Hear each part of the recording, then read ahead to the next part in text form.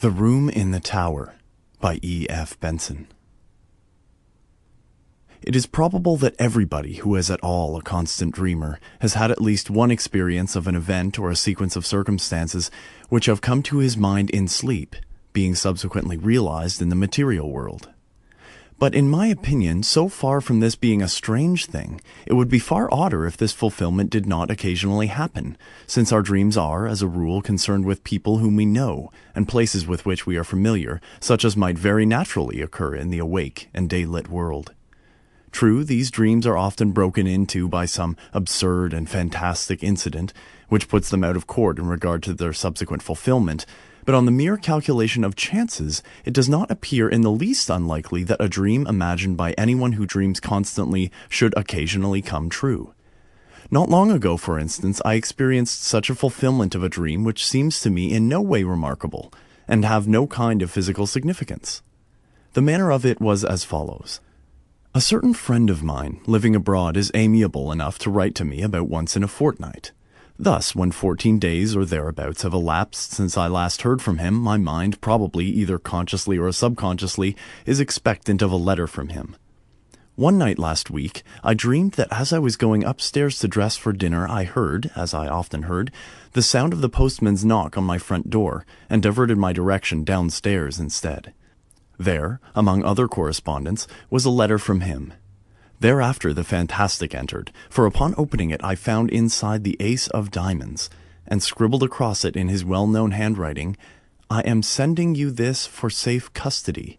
As you know, it is running an unreasonable risk to keep aces in Italy." The next evening, I was just preparing to go upstairs to dress when I heard the postman's knock, and I did precisely as I had done in my dream. There, among other letters, was one from my friend. Only it did not contain the ace of diamonds.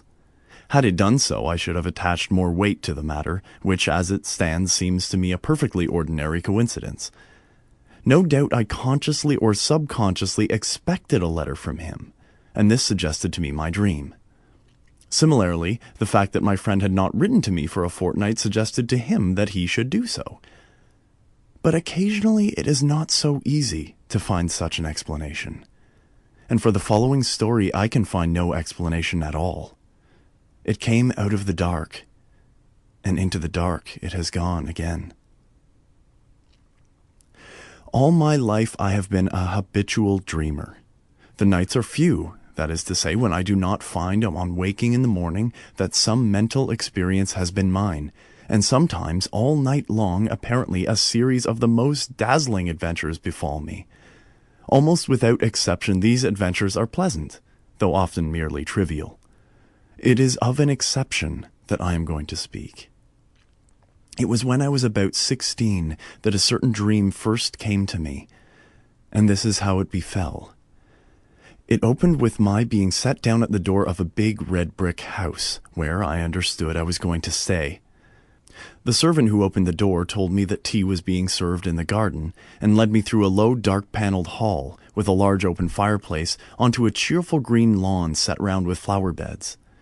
There were grouped about the tea-table a small party of people, but they were all strangers to me except one, who was a schoolfellow called Jack Stone, clearly the son of the house, and he introduced me to his mother and father and a couple of sisters.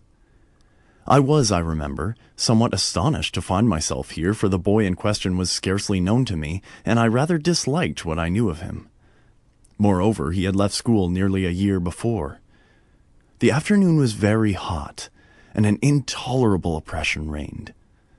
On the far side of the lawn ran a red brick wall, with an iron gate in its center, outside of which stood a walnut tree. We sat in the shadow of the house opposite a row of long windows, inside which I could see a table with cloth laid, glimmering with glass and silver. This garden front of the house was very long, and at one end of it stood a tower of 3 stories which looked to me much older than the rest of the building. Before long, Mrs. Stone, who, like the rest of the party, had sat in absolute silence, said to me, "Jack will show you your room. I have given you the room in the tower." Quite inexplicably, my heart sank at her words. I felt as if I had known that I should have the room in the tower, and that it contained something dreadful and significant. Jack instantly got up, and I understood I had to follow him. In silence, we passed through the hall and mounted a great oak staircase with many corners, and arrived at a small landing with 2 doors set in it. He pushed one of these open for me to enter, and without coming in himself, closed it after me. Then I knew that my conjecture had been right. There was something awful in the room, and with the terror of nightmare growing swiftly and enveloping me, I awoke in a spasm of terror. Now, that dream, or variations on it, occurred to me intermittently for 15 years. Most often it came in exactly this form: the arrival, the tea laid out on the lawn, the deadly silence succeeded by that one deadly sentence, the mounting with Jack Stone up to the room in the tower where horror dwelt, and it always came to a close in the nightmare of terror at that which was in the room, though I never saw what it was. At other times I experienced variations on this same theme. Occasionally, for instance, we would be sitting at dinner in the dining room, into the windows of which I had looked on the first night when the dream of this house visited me, but wherever we were, there was the same silence, the same sense of dreadful oppression and foreboding. And the silence I knew would always be broken by Mrs. Stone saying to me, "Jack will show you your room. I have given you the room in the tower." Upon which, this was invariable, I had to follow him up the oak staircase with many corners and enter the place that I dreaded more and more each time that I visited it in sleep. Or again, I would find myself playing cards, still in silence, in a drawing room lit with immense chandeliers that gave a blinding illumination. What the game was, I have no idea. What I remember, with a sense of miserable anticipation, was that soon Mrs. Stone would get up and say to me, "Jack will show you your room. I have given you the room in the tower." This drawing room where we played cards was next to the dining room, and as I have said, was always brilliantly illuminated, whereas the rest of the house was full of dusk and shadows. And yet how often, in spite of those bouquets of lights, have I not pored over the cards that were dealt me, scarcely able for some reason to see them. Their designs, too, were strange. There were no red suits, but all were black, and among them there were certain cards which were black all over. I hated and dreaded those. As this dream continued to recur, I got to know the greater part of the house. There was a smoking room beyond the drawing room, at the end of the passage with a green baize door. It was always very dark there, and as often as I went there I passed somebody whom I could not see in the doorway coming out. Curious developments, too, took place in the characters that peopled the dream, as might happen to living persons. Mrs. Stone, for instance, who, when I first saw her, had been black-haired, became grey, and instead of rising briskly, as she had done at first when she said, "Jack will show you your room. I have given you the room in the tower," got up very feebly, as if the strength was leaving her limbs. Jack also grew up, and became a rather ill-looking young man with a brown mustache, while one of the sisters ceased to appear, and I understood that she was married. Then it so happened that I was not visited by this dream for 6 months or more, and I began to hope, in such inexplicable dread did I hold it, that it had passed away for good. But one night after this interval I again found myself being shown onto the lawn for tea, and Mrs. Stone was not there, while the others were all dressed in black. At once I guessed the reason, and my heart leapt at the thought that perhaps this time I should not have to sleep in the room in the tower. And though we usually all sat in silence, on this occasion the sense of relief made me talk and laugh as I had never done. But even then matters were not altogether comfortable, for no one else spoke, but they all looked secretly at each other. And soon the foolish stream of my talk ran dry, and gradually an apprehension, worse than anything I had previously known, gained on me as the light slowly faded.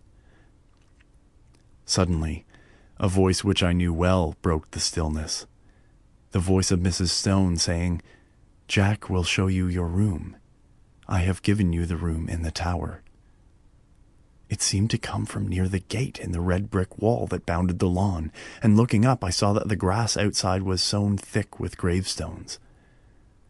A curious grayish light shone from them, and I could just read the lettering on the grave nearest me, and it was, "In evil memory of Julia Stone." And as usual, Jack got up, and again I followed him through the hall and up the staircase with many corners. On this occasion it was darker than usual, and when I passed into the room in the tower I could only just see the furniture, the position of which was already familiar to me. Also, there was a dreadful odor of decay in the room, and I woke screaming. The dream, with such variations and developments as I have mentioned, went on at intervals for 15 years. Sometimes I would dream it 2 or 3 nights in succession. Once, as I have said, there was an intermission of 6 months, but taking a reasonable average, I should say that I dreamed it quite as often as once in a month. It had, as is plain, something of nightmare about it, since it always ended in the same appalling terror, which so far from getting less, seemed to me to gather fresh every time that I experienced it. There was, too, a strange and dreadful consistency about it. The characters in it, as I have mentioned, got regularly older. Death and marriage visited this silent family, and I never, in the dream, after Mrs. Stone died, set eyes on her again. But it was always her voice that told me that the room in the tower was prepared for me, and whether we had tea out on the lawn or the scene was laid in one of the rooms overlooking it, I could always see her gravestone standing just outside the iron gate. It was the same, too, with the married daughter. Usually she was not present, but once or twice she returned again, in company with a man whom I took to be her husband. He, too, like the rest of them, was always silent. But owing to the constant repetition of the dream, I had ceased to attach in my waking hours any significance to it. I never met Jack Stone again during all those years, nor did I ever see a house that resembled this dark house of my dream. And then something happened. I had been in London in this year, up until the end of July, and during the first week in August went down to stay with a friend in a house he had taken for the summer months in the Ashdown Forest district of Sussex. I left London early, for John Clinton was to meet me at Forest Row Station, and we were going to spend the day golfing and go to his house in the evening. He had his motor with him, and we set off about 5 in the afternoon after a thoroughly delightful day for the drive, the distance being some 10 miles. As it was still so early, we did not have tea at the clubhouse, but waited till we should get home.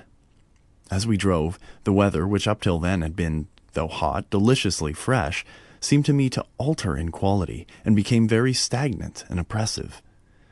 I felt that indefinable sense of ominous apprehension that I am accustomed to before thunder.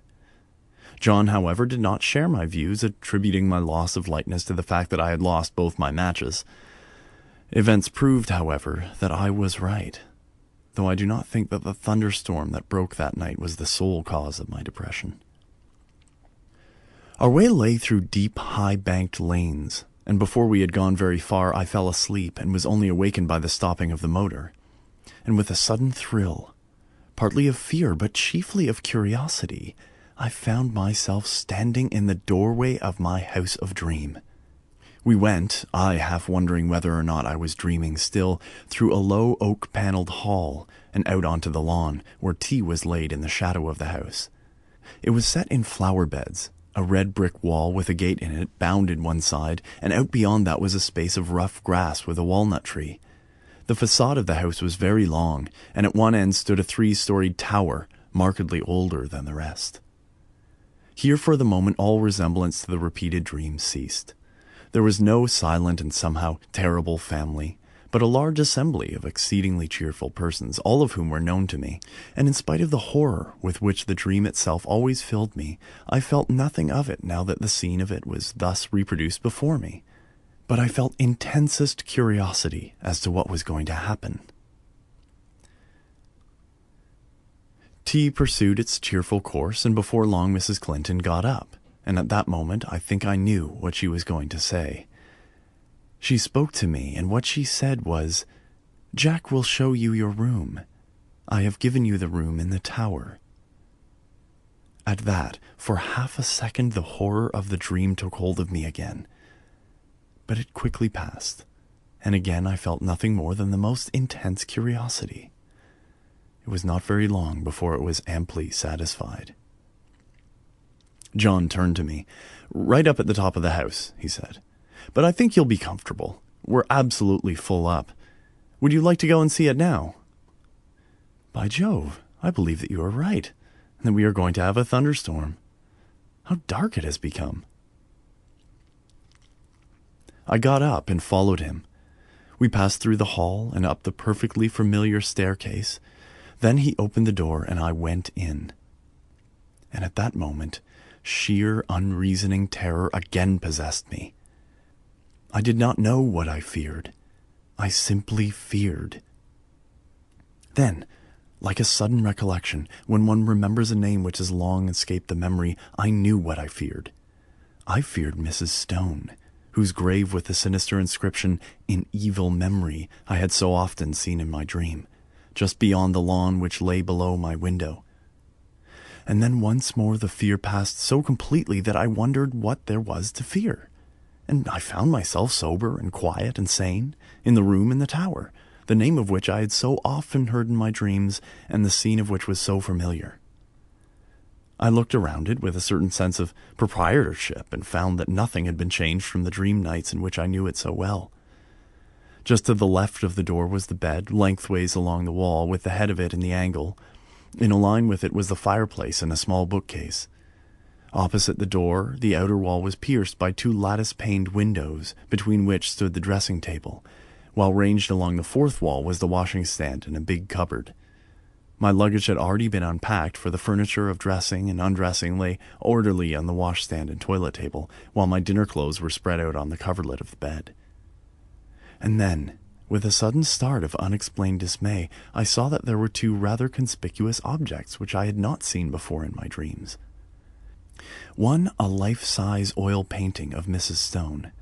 The other, a black-and-white sketch of Jack Stone, representing him as he appeared to me only a week before in the last of the series of these repeated dreams, a rather secret and evil-looking man of about 30.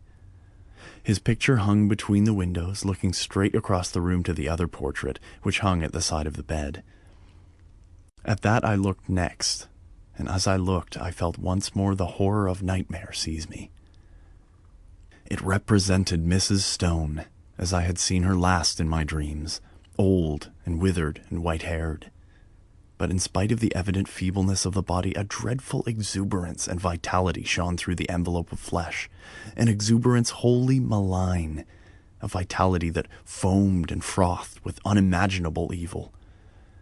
Evil beamed from the narrow, leering eyes. It laughed in the demon-like mouth.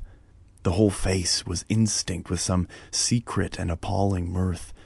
The hands, clasped together on the knee, seemed shaking with suppressed and nameless glee.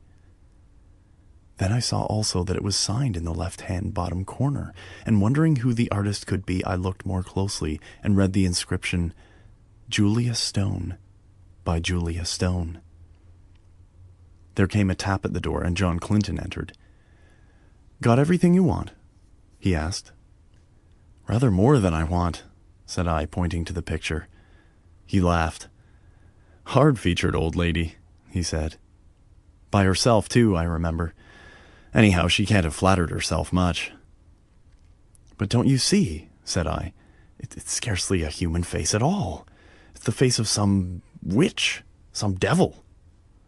He looked at it more closely. "Yes, it isn't very pleasant," he said. "Scarcely a bedside manner, eh? Yes, I can imagine getting the nightmare if I went to sleep with that close by my bed. I'll have it taken down if you like." "I really wish you would," I said. He rang the bell, and with the help of a servant we detached the picture and carried it out onto the landing and put it with its face to the wall. "By Jove, the old lady is a weight," said John, mopping his forehead. "I wonder if she had something on her mind." The extraordinary weight of the picture had struck me, too. I was about to reply when I caught sight of my own hand. There was blood on it, in considerable quantities, covering the whole palm. I've cut myself somehow," said I. John gave a little startled exclamation. "Why, I have too," he said. Simultaneously, the footman took out his handkerchief and wiped his hand with it. I saw that there was blood also on his handkerchief. John and I went back into the tower room and washed the blood off, but neither on his hand nor on mine was there the slightest trace of a scratch or a cut. It seemed to me that, having ascertained this, we both, by a sort of tacit consent, did not allude to it again. Something in my case had dimly occurred to me that I did not wish to think about. It was but a conjecture, but I fancied that I knew the same thing had occurred to him. The heat and oppression of the air, for the storm we had expected was still undischarged, increased very much after dinner, and for some time most of the party, among whom were John Clinton and myself, sat outside on the path bounding the lawn, where we had had tea. The night was absolutely dark, and no twinkle of star or moon ray could penetrate the pall of cloud that overset the sky. By degrees our assembly thinned. The women went up to bed, men dispersed to the smoking or billiard room, and by 11 o'clock my host and I were the only two left. All the evening I thought that he had something on his mind, and as soon as we were alone he spoke. "The man who helped us with the picture had blood on his hand too, did you notice?" he said. "I asked him just now if he had cut himself, and he said he supposed he had, but that he could find no mark of it. Now where did that blood come from?" By dint of telling myself that I was not going to think about it, I had succeeded in not doing so, and I did not want, especially just at bedtime, to be reminded of it. "I don't know," said I, "and I don't really care, so long as the picture of Mrs. Stone is not by my bed." He got up. "But it's odd," he said. "Ha! Now you'll see another odd thing." A dog of his, an Irish Terrier by breed, had come out of the house as we talked. The door behind us into the hall was open, and a bright oblong of light shone across the lawn to the iron gate which led on to the rough grass outside, where the walnut tree stood. I saw that the dog had all his hackles up, bristling with rage and fright. His lips were curled back from his teeth, as if he was ready to spring at something, and he was growling to himself. He took not the slightest notice of his master or me, but stiffly and tensely walked across the grass to the iron gate. There he stood for a moment, looking through the bars and still growling. Then all of a sudden his courage seemed to desert him. He gave one long howl and scuttled back to the house with a curious, crouching sort of movement. "He does that half a dozen times a day," said John. "He sees something which he both hates and fears." I walked to the gate and looked over it. Something was moving on the grass outside, and soon a sound which I could not instantly identify came to my ears. Then I remembered what it was. It was the purring of a cat. I lit a match and saw the purrer, a big blue Persian, walking round and round in a little circle just outside the gate, stepping high and ecstatically, with tail carried aloft like a banner. Its eyes were bright and shining, and every now and then it put its head down and sniffed at the grass. I laughed. "The end of that mystery, I'm afraid," I said. "Here's a large cat having Walpurgis night all alone." "Yes, that's Darius," said John. "He spends half the day and all night there. But that's not the end of the dog mystery, for Toby and he are the best of friends, but the beginning of the cat mystery. What's the cat doing there? And why is Darius pleased while Toby is terror-stricken?" At that moment I remembered the rather horrible detail of my dreams when I saw through the gate, just where the cat was now, the white tombstone with the sinister inscription. But before I could answer, the rain began as suddenly and heavily as if a tap had been turned on, and simultaneously the big cat squeezed through the bars of the gate and came leaping across the lawn to the house for shelter. Then it sat in the doorway, looking out eagerly into the dark. It spat and struck at John with its paw as he pushed it in order to close the door. Somehow, with the portrait of Julia Stone in the passage outside, the room in the tower had absolutely no alarm for me. And as I went to bed feeling very sleepy and heavy, I had nothing more than interest for the curious incident about our bleeding hands and the conduct of the cat and dog. The last thing I looked at before I put out my light was the square empty space by my bed where the portrait had been. Here the paper was of its original full tint of dark red. Over the rest of the walls it had faded. Then I blew out my candle and instantly fell asleep. My awaking was equally instantaneous, and I sat bolt upright in bed under the impression that some bright light had been flashed in my face, though it was now absolutely pitch dark. I knew exactly where I was, in the room which I had dreaded in dreams, but no horror that I ever felt when asleep approached the fear that now invaded and froze my brain. Immediately after, a peal of thunder crackled just above the house, but the probability that it was only a flash of lightning which awoke me gave no reassurance to my galloping heart. Something I knew was in the room with me, and instinctively I put out my right hand, which was nearest the wall, to keep it away, and my hand touched the edge of a picture frame hanging close to me. I sprang out of bed, upsetting the small table that stood by it, and I heard my watch, candle, and matches clatter onto the floor. But for the moment there was no need of light, for a blinding flash leapt out of the clouds and showed me that by my bed again hung the picture of Mrs. Stone. And instantly the room went into blackness again. But in that flash I saw another thing also, namely, a figure that leaned over the head of my bed, watching me. It was dressed in some close-clinging white garment, spotted and stained with mold, and the face was that of the portrait.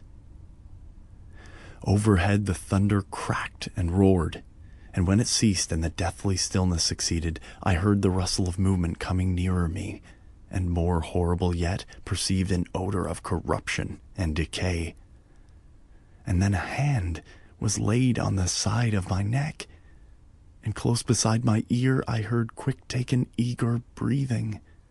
Yet I knew that this thing, though it could be perceived by touch, by smell, by eye, by ear, was still not of this earth, but something that had passed out of the body and had power to make itself manifest. Then a voice, already familiar to me, spoke. "I knew you would come to the room in the tower," it said. "I have been long waiting for you. At last you have come. Tonight I shall feast. Before long we will feast together." And the quick breathing came closer to me. I could feel it on my neck. At that the terror, which I think had paralyzed me for the moment, gave way to the wild instinct of self-preservation. I hit wildly with both arms, kicking out at the same moment, and heard a little animal squeal, and something soft dropped with a thud beside me. I took a couple of steps forward, nearly tripping up over what it was that lay there, and by the merest good luck found the handle of the door. In another second I ran out on the landing, and had banged the door behind me. Almost at the same moment I heard a door open somewhere below, and John Clinton, candle in hand, came running upstairs. "What is it?" he said. I sleep just below you and heard a noise as if... Good heavens, there's blood on your shoulder." I stood there, so he told me afterwards, swaying from side to side, white as a sheet, with the mark on my shoulder as if a hand covered with blood had been laid there. "It's in there," I said, pointing. "She, you know, the portrait is in there, too, hanging up on the place we took it from." At that he laughed. "My dear fellow, this is mere nightmare," he said. He pushed by me and opened the door, I standing there simply inert with terror, unable to stop him, unable to move. "Whew, what an awful smell," he said. Then there was silence. He had passed out of my sight behind the door. Next moment he came out again, as white as myself, and instantly shut it. "Yes, the portrait's there," he said. "And on the floor is a thing spotted with earth, like what they bury people in. Come away, quick, come away." How I got downstairs I hardly know. An awful shuddering and nausea of the spirit rather than of the flesh had seized me, and more than once he had to place my feet upon the steps, while every now and then he cast glances of terror and apprehension up the stairs. But in time we came to his dressing room on the floor below, and there I told him what I have here described. The sequel can be made short. Indeed, some of my readers have perhaps already guessed what it was, if they remember that inexplicable affair of the churchyard at West Folly some 8 years ago, where an attempt was made 3 times to bury the body of a certain woman who had committed suicide. On each occasion, the coffin was found in the course of a few days again protruding from the ground. After the 3rd attempt, in order that the thing should not be talked about, the body was buried elsewhere in unconsecrated ground. Where it was buried was just outside the iron gate of the garden belonging to the house where this woman had lived. She had committed suicide in a room at the top of the tower in that house. Her name was Julia Stone. Subsequently, the body was again secretly dug up, and the coffin was found to be full of blood.